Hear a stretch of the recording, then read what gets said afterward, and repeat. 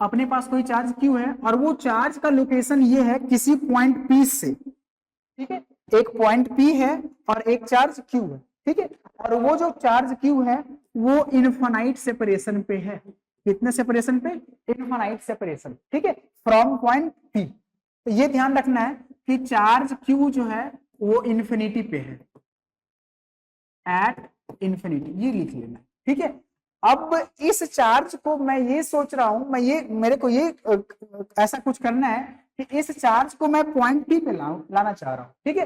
तो जब P पे इस चार्ज को लेकर आओगे तो कुछ अमाउंट ऑफ वर्क करना तो पड़ेगा ना, ठीक है। मतलब मैं इस चार्ज को पॉइंट P पे लाया तो कुछ अमाउंट ऑफ वर्क करना पड़ा, ठीक है। अब इन्फिनिटी से किसी चार्ज को पॉइंट P पे लाने में जो वर्क डन करना पड़ता है, ठीक है, और उसी वर्क डन को पर यूनिट चार्ज कर दें, ठीक है।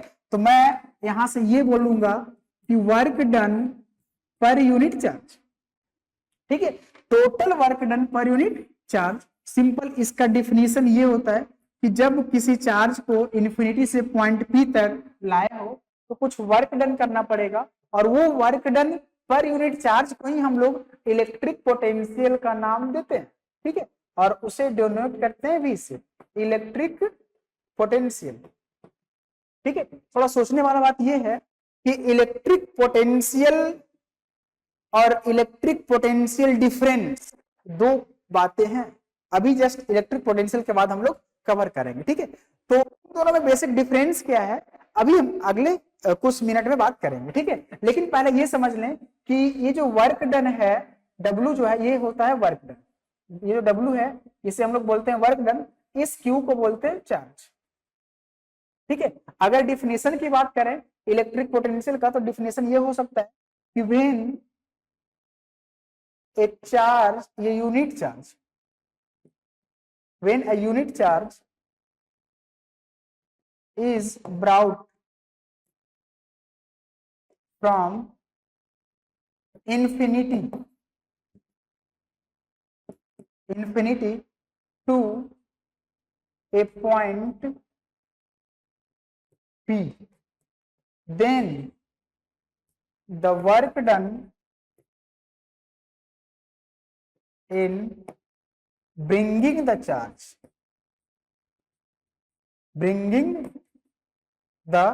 unit charge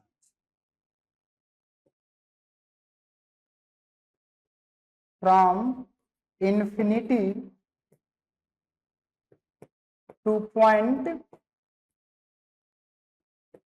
P is known as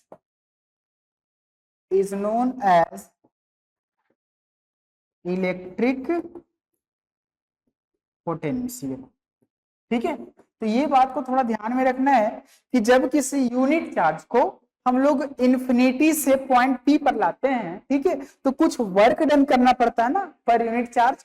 अब वो जो वर्क डन करना पड़ता है इन्फिनिटी से पॉइंट P तक लाने में पर यूनिट चार्ज को ही हम लोग बोल देते हैं इलेक्ट्रिक पोटेंशियल, ठीक है। अब इसका यूनिट की बात करें तो यूनिट में कुछ ऐसा होता है, यूनिट ऑफ इलेक्ट्रिक पोटेंशियल की बात करें, यूनिट ऑफ इलेक्ट्रिक पोटेंशियल, ठीक है। अच्छा एक बात और, इसको हम लोग वोल्टेज से भी जानते हैं, ठीक है, इसको हम लोग क्या बोलते हैं इलेक्ट्रिक पोटेंशियल को वोल्टेज। ये बात को थोड़ा ध्यान में रखना है कि इलेक्ट्रिक पोटेंशियल को हम लोग वोल्टेज भी बोलते हैं, ठीक है, या फिर पोटेंशियल डिफरेंस बोल देते हैं, सॉरी इलेक्ट्रिक पोटेंशियल डिफरेंस को हम लोग वोल्टेज बोलते हैं, ठीक है। इलेक्ट्रिक पोटेंशियल को नहीं बोलते, इलेक्ट्रिक पोटेंशियल डिफरेंस को बोलते हैं, ठीक है, कोई नहीं। अब आगे की बात करते हैं, तो यूनिट की बात कर रहे थे हम लोग, तो हम लोग जानते हैं कि V equals to W upon Q और वर्क डन का होता है जूल और ये कूलम, ठीक है, और इसी को हम लोग फाइनली वोल्ट बोल देते हैं, ठीक है। तो ये ध्यान में रखना है कि volt is the unit of electric potential, volt is the unit of electric potential, ठीक है। अब आते हैं अगले टर्म पे जिसका नाम है electric potential difference, electric potential difference. ठीक है, इलेक्ट्रिक पोटेंशियल डिफरेंस क्या होता है, इसको हम लोग बोलते हैं वोल्टेज। ठीक है, इससे हम लोग बोल देते हैं क्या, वोल्टेज। तो इलेक्ट्रिक पोटेंशियल डिफरेंस क्या होता है कि difference in electric potential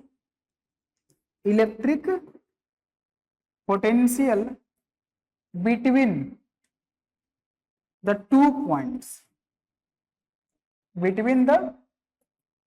2 points, is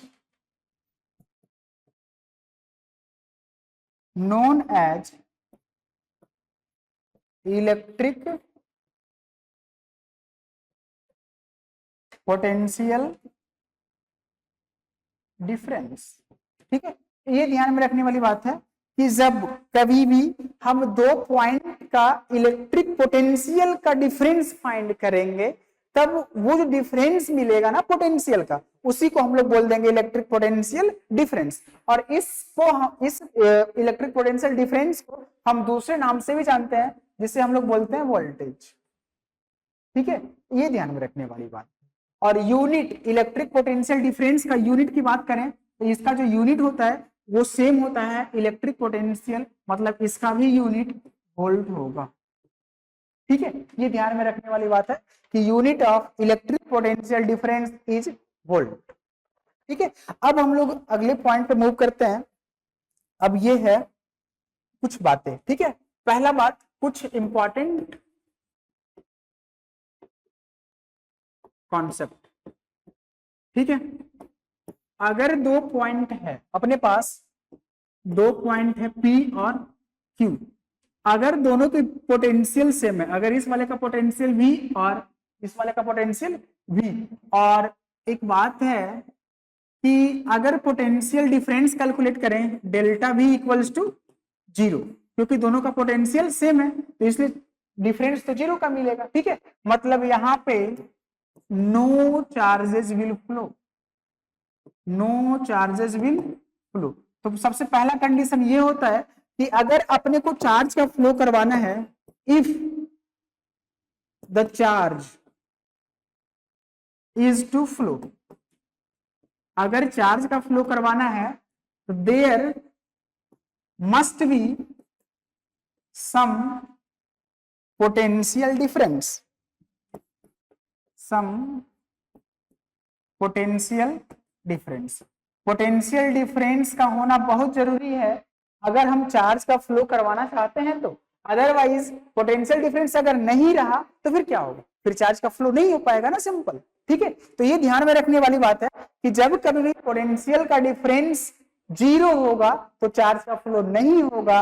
मतलब अगर किसी कंडक्टर की बात करें, अगर इसके दोनों एंड के बीच का अगर पोटेंशियल डिफरेंस कुछ भी है, V वोल्ट है, तभी हम लोग इस कंडक्टर में चार्ज का फ्लो करवा सकेंगे।